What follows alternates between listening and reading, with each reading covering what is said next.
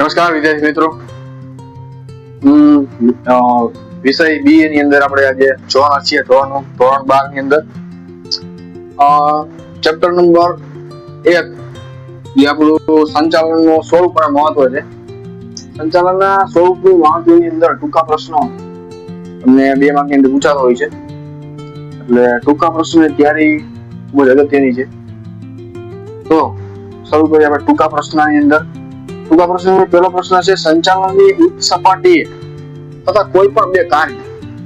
આ સંચાલનની ઉચ્ચ સપાટી એટલે શું? સૌથી પહેલા આપણે ખબર હોવી જોઈએ. સંચાલનની ઉચ્ચ સપાટી એટલે સંચાલનની 3 સપાટી આવતી હોય છે: ઉચ્ચ સપાટી, મધ્યમ સપાટી અને તળ સપાટી. ઉચ્ચ સપાટી એટલે સંચાલન ઉચ્ચ સપાટીએ ત્યાં થતું હોય. કોઈ પણ તમે કંપનીની અંદર જાઓ એટલે 3 સપાટી જોવા મળતી હોય: ઉચ્ચ સપાટી, મધ્યમ સપાટી અને તળ સપાટી. ઉચ્ચ સપાટી જે છે મધ્યમ સપાટીને કામ સોંપતી અને મધ્યમ સપાટી જે છે તે તળ સપાટીને કામ સોંપતી. અત્યારે આપણું કામ શું? શરૂ કરી. સૌથી પહેલા પ્રશ્ન આપણે અધ્યાય વાંચીએ તો શું છે? સંચાલનની ઉચ્ચ સપાટી એટલે કોઈ પણ બે કાર્ય ન હોય. કોઈ પણ કાર્ય તો ઘણા આપણે 8, 9, 10 કાર્ય આપણે છે, પણ તમારે અંદરથી ફક્ત અને ફક્ત 2 કાર્ય આપણે જોવાના છીએ. તો અહીંયા આપણે કાર્ય જોઈશું. તો કે મારે જો એકદમ રેડી કરીને આવ્યું હોય બધું એકદમ વ્યવસ્થિત તમે લખાવીશ. સૌથી પહેલું કરે છે ધંધાકીય એકમના મુખ્ય અને ગૌણ હેતુ નક્કી કરવા. મેં લખશું ધંધાકીય એકમના મુખ્ય અને ગૌણ હેતુ નક્કી કરવા. હવે સમજ્યા, ધંધાકીય એકમ મુખ્ય અને ગૌણ હેતુ. ધંધા કોઈ પણ ધંધો શરૂ કરે એટલે કઈ હેતુ હોય તો ધંધો થતો હોય. એમને તો કઈ ધંધો થાય નીકળી ન પડે આમ.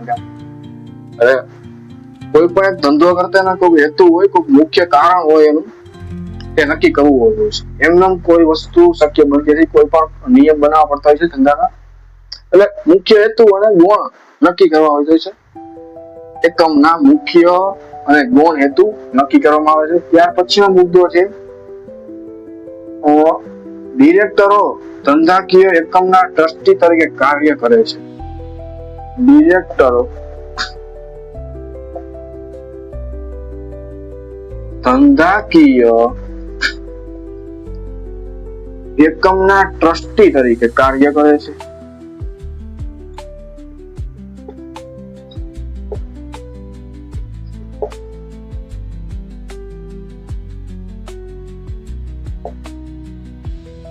ચાલો, ડિરેક્ટરો ધંધાકીય એકમના જે ડિરેક્ટર હોય છે કંપનીની અંદર, જે ડિરેક્ટર હોય છે તે ધંધાકીય એકમના ટ્રસ્ટી.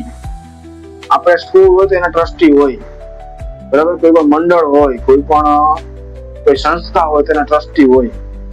તે રીતે કંપનીના આપણે ટ્રસ્ટી હોતા હોય છે તે ધંધાકીય એકમના ટ્રસ્ટી તરીકે કાર્ય કરે છે. ડિરેક્ટરો જે હોય છે તે ટ્રસ્ટી તરીકે કાર્ય કરે છે. હવે આ રીતના 2 મુદ્દા લખવાના. તો વધારે પ્રશ્ન લખી કોઈ કામ નથી. 2 જ મુદ્દા લખવાના.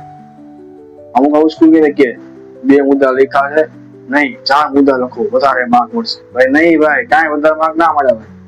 2 મુદ્દા, 2 માર્કના પ્રશ્ન 2 જ મુદ્દા લખવાના. ખોટા 3 લખીને ટાઈમ બરબાદ નહીં કરવાનો, બરાબર. ચાલો, હવે બીજો પ્રશ્ન આપણે જોઈએ. બીજો પ્રશ્ન છે, સંચાલનથી સમાજને કયા કયા લાભ મળે છે? બરાબર છે. સંચાલનથી સમાજને કયા કયા લાભ મળે?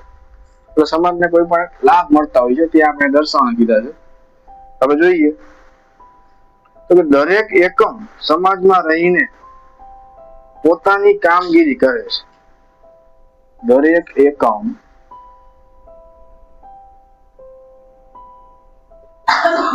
સમાજમાં રહીને પોતાની કામગીરી કરે છે.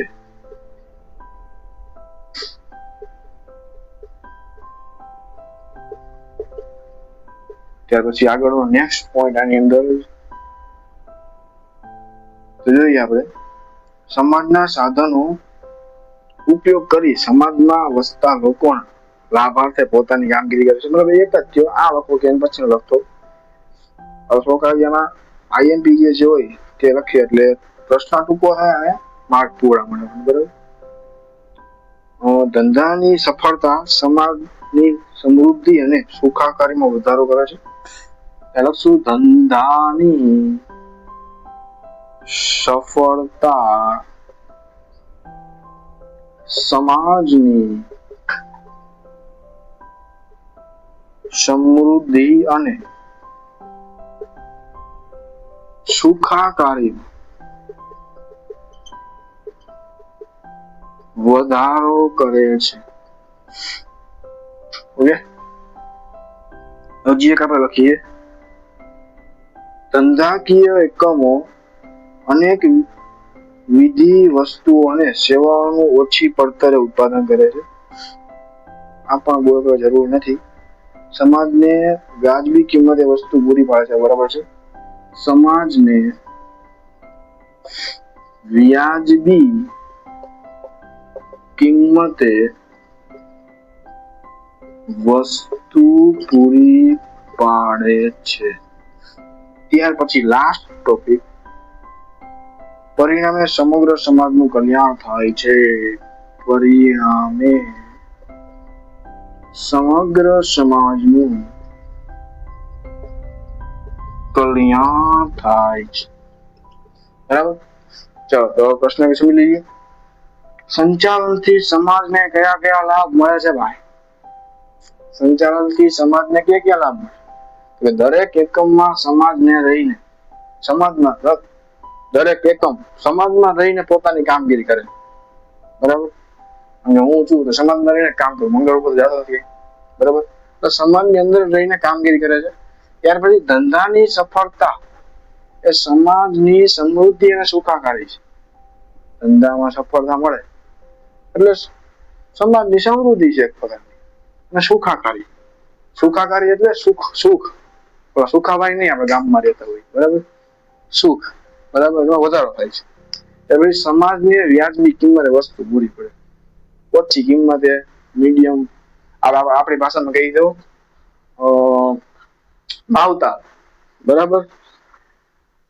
સમાજને વ્યાજબી કિંમતે વસ્તુ પૂરી પડે છે. ત્યાર પછી પરિણામે સમગ્ર સમાજ એક કલ્યાણકારી છે. સમાજ જે છે એકદમ કલ્યાણથી સારી રીતે જીવી શકે છે. તો આ બે પ્રશ્ન છે. ત્યાર પછી ચોથો પ્રશ્ન આપણે આવતા લેક્ચરની અંદર જોઈશું. ત્યારે આટલું રાખીએ. બરાબર છે. ચોથો પ્રશ્ન ત્રીજો પ્રશ્ન આપણે આવતા લેક્ચરની અંદર જોઈશું. જ્યારે બે પ્રશ્ન છે મસ્ત રીતે સમજાવે છે. એટલે આટલું જ લખવું. બે વાક્ય અંદર ઓછું લખવું, વધારે લખવાની જરૂર નથી. બરાબર. અને સ્ક્રીનશોટ જોતો હોય તો સ્ક્રીનશોટ લઈશું. બરાબર. મળીએ નવા લેક્ચરની અંદર. બરાબર. જલ્દી બને હવે.